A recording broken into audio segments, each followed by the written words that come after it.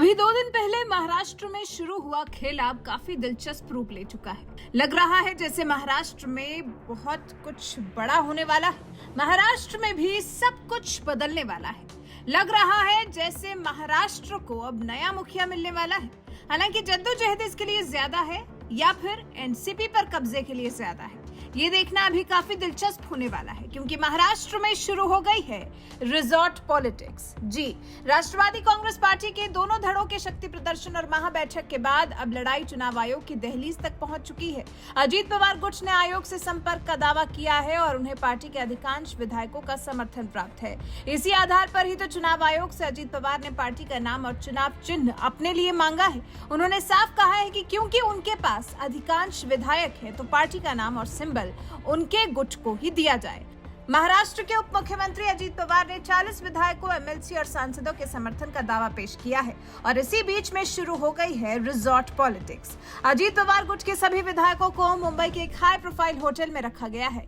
बड़ी बात यह भी है कि उनके हस्ताक्षर किए हुए हलफनामे चुनाव आयोग को सौंपे जा चुके हैं। उसके बाद भी इस रिजॉर्ट पॉलिटिक्स को अंजाम दिया जा रहा है। चुनाव आयोग को सौंपे गए हलफनामे के अनुसार सत्तारूढ़ गठबंधन में उप मुख्यमंत्री बनने से पहले एक चौंकाने वाले कदम में 30 जून को ही अजीत पवार को एनसीपी के अध्यक्ष के रूप में चुना गया है।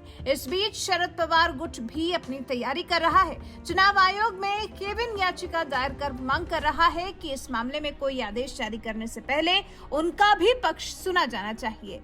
अब अजीत पवार के समर्थन में क्योंकि विधायकों की संख्या ज्यादा है, इसलिए विधायकों को मुंबई के एक रिजॉर्ट में रखा गया है। अजीत पवार ने तो अपने दावे के समर्थन में कुछ विधायकों के शपथ पत्र भी चुनाव आयोग को दे दिए हैं। वहीं शरद पवार के समर्थक पार्टी का नाम और चुनाव चिन्ह अपने पास होने का दावा कर रहे हैं, जबकि वो तो तय चुनाव आयोग को करना है।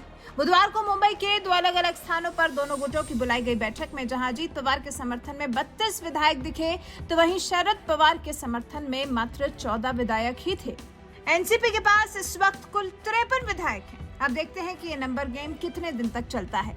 एनडीए में अजीत पवार गुट के शामिल होने से एनडीए की ताकत बढ़ गई है, लेकिन शरद पवार की सालों पुरानी एनसीपी लग रहा है अब अजीत पवार की होने जा रही है। फिलहाल देखना दिलचस्प होगा कि ये रिजॉर्ट पॉलिटिक्स कितने दिन तक चलती है, कितने दिन तक विधायकों को रिजॉर्ट में कैद करके रखा जाता है। जब तक महाराष्ट्र की आबोहवा शांत नहीं हो जाती या फिर चुनाव आयोग का फैसला अजीत पवार गुट के समर्थन में नहीं आ जाता, तब तक तो लगता है जैसे अजीत पवार गुट के समर्थकों का यही ठिकाना है। वैसे महाराष्ट्र में एनसीपी में छिड़ी इस सियासी जंग के बारे में आप क्या कुछ कहना चाहेंगे? आपकी राय हमें कमेंट कर जरूर बताएं।